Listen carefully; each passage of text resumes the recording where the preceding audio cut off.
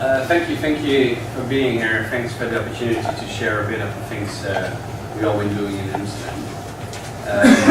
My name is Ger, I work for the Amsterdam Economic Board. We are associated to the City of Amsterdam, but we are a public-private collaboration. So basically this means that the Mayor of Amsterdam is my boss, but there's some other bosses as well, other stakeholders. And what we try to do is to organize public-private partnerships in the field of innovation. And from that perspective, we started out in managing our Smart City program, because we tend to think that a Smart City program is something you organize in public-private collaboration, you need private stakeholders, public stakeholders, knowledge institutions, and so on. We also in Amsterdam tend to think we were the first smart city in the world. It sounds a bit arrogant, probably. And not because we started the program 5-6 years ago, but more like 400 years ago. 400 years ago, almost actually over 50% of all the cargo ships in the world were registered in Amsterdam. When we came for the first time to Japan in I think 1609, I think sorry. 1609. Yeah, sorry, 1609. And we were the richest city in the world. And the reason why we were the richest city in the world, because almost all the information about this cargo we were trading around the world was in a square 4 by 400 meters, which you can see on this painting, collected. So everybody had access to the information, and the information could be combined. The price of the things that were in the ships, where were the ships heading, where they came from, who was the owner, and this enabled people to start a stock exchange and so on. So nowadays we would say this, well, probably call it open data. And in that era we named it financial newspaper, and first we named it newspapers. So the whole idea of sharing data and sharing information has always been, I think, in the things we'll be doing. Nowadays obviously it's differently, and we have data centers and so on, but it's the whole idea that data actually be in the core of the city, and sharing the data can add value. I think is, from our perspective, is in the DNA of what smart cities should be. And then, well, throughout history, obviously, we a bit of the development of our city. We had a few golden ages. We also had a few white spaces, as you can see. We were obviously some periods of time we were pretty insignificant as well, because respectively Spanish, French, English, and Germans kicked our asses. But in general, I mean, we did a pretty good job with that. So it's interesting to see that always these new infrastructures are run parallel by the wealth of the city, basically. Because first we had a harbour, which was the biggest harbour in the world, as I explained. And then there was a second wave of infrastructures, which was basically knowledge infrastructures. And then it came the airport. And nowadays it's the IT infrastructure which drives our city. We have the biggest internet hub in the world. We have a pretty good broadband network in the city, loads of data centers, and IT infrastructure is by far the most important infrastructure we have. Although obviously an airport and a harbor are very important as well. But imagine disconnecting 1 hour from the internet compared to disconnecting 1 hour from the harbor. I think it's a pretty good choice. So. And then we came up with our Smart City program nowadays and see what's important in that type of program. And our philosophy basically is it's not a top-down architecture of a smart city. We more believe in a facilitating role of the government, creating open infrastructures and open connectivity infrastructures, open energy infrastructures, and open data. And on top of that, we can have all types of applications of people. With products and services making use of those infrastructures. So it's very important to have the connectivity, the energy, and the data, but on top of that you get think of all products and services. I'll give a few examples. And this is not only for energy, but obviously I'll talk a bit more about energy today because it's the topic of the day, but you can apply the whole way of thinking, this way of thinking, to healthcare, education, waste, food, you name it. And the area of the metropolitan area, which is obviously insignificant compared to Tokyo or even Yokohama probably, but this is the area which is logical for us to work, which is the metropolitan area. So about 2.2 million people living over there. And it is the area where people basically support the same football club. I mean, they're all cheer for the same team. And it makes it very logical. It's also the place where the primary school is, the university is, the doctor lives, the hospital is, where you live, where you work, where you play. So this is the logical area for us to work with, because for people, this is the place where they do their business. They get their bread at the bakery and they go shopping in the shopping mall, in this area. So it's a very logical area from a people perspective to develop. And then when you look at energy, I mean, obviously the whole idea of doing smart cities is, well, there's some targets related to that. And one of the reasons to start our program was basically in 2008-9 we saw that we had a very strong increasing line in the use of energy, and traditional measures didn't really work. So we saw an opportunity to organize things a bit differently. Not stating this is our fault, because we have an economic crisis and everything as well. So we're doing a pretty good job actually. We're now stabilizing the use of energy for the first time in years actually, why there's an increase in jobs and why there's an increase in people. So from the city point of view, we're getting the right curve nowadays. But it took us some time, and traditional measures didn't really work. We also tend to think it's called blending thinking, and after this slide I will go a bit more into examples, but ended up with a whole bunch of companies and knowledge institutes we collaborate. We don't believe it's a monopoly or a free company collaboration. We believe we should collaborate with lots of people. In the city is more comparable to an app store maybe than it is to a traditional mainframe or an IT. So this whole idea, responsive applications, more relevant than the traditional way. So what we do as a program is basically three things.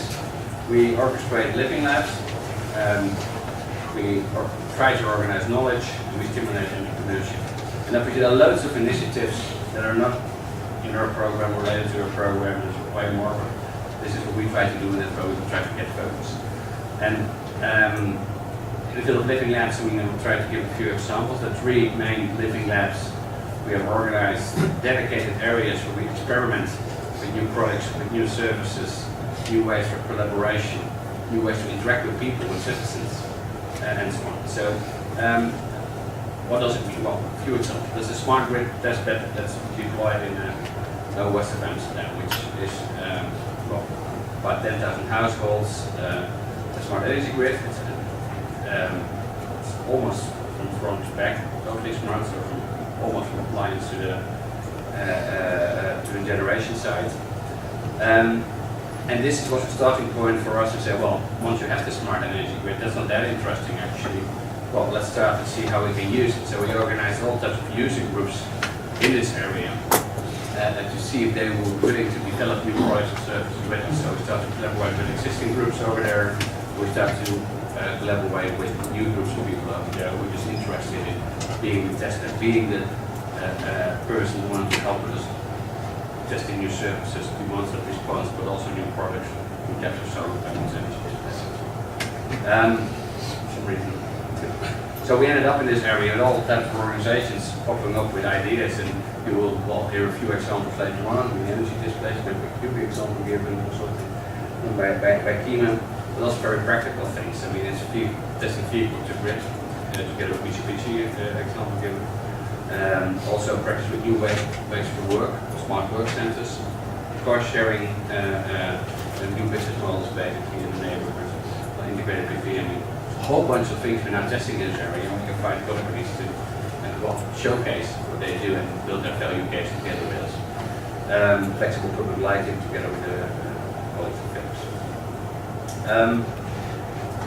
And this is a citizens' approach of a smart city. And in a different living lab in the southeast of Amsterdam, southwest of Dutch, we focus more on companies collaborating together.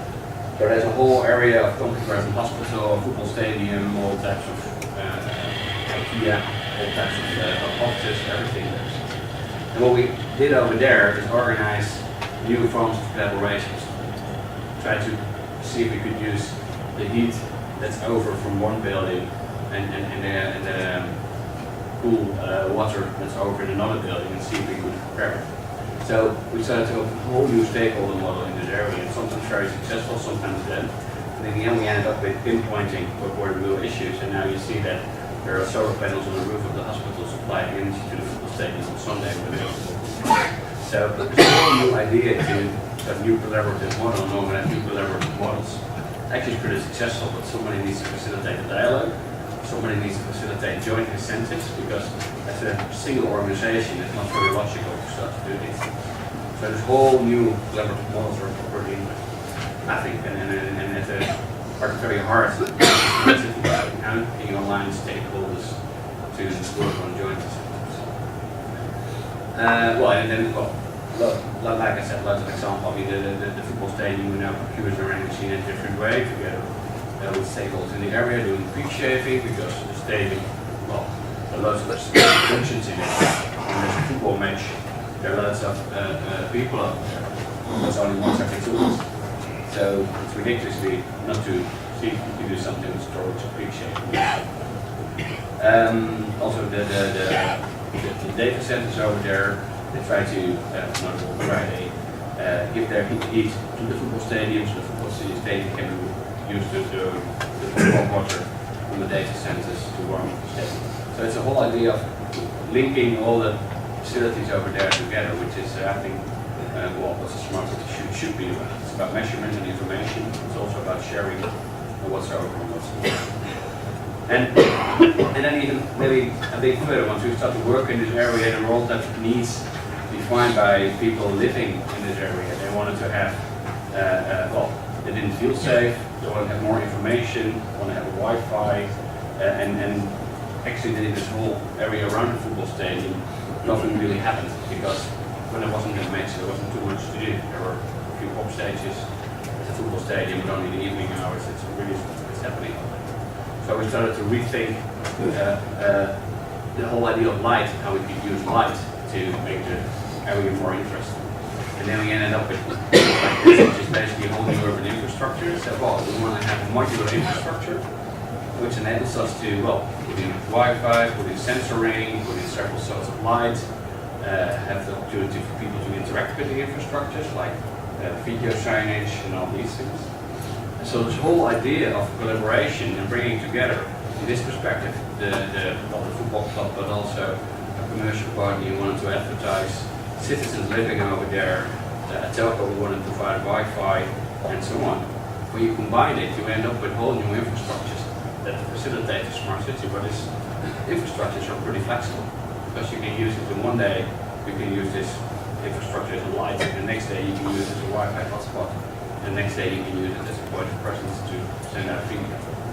So once you start to collaborate together and you have all these people in this area, you end up with this whole new type of idea of infrastructures, which are now out-of-the-box products.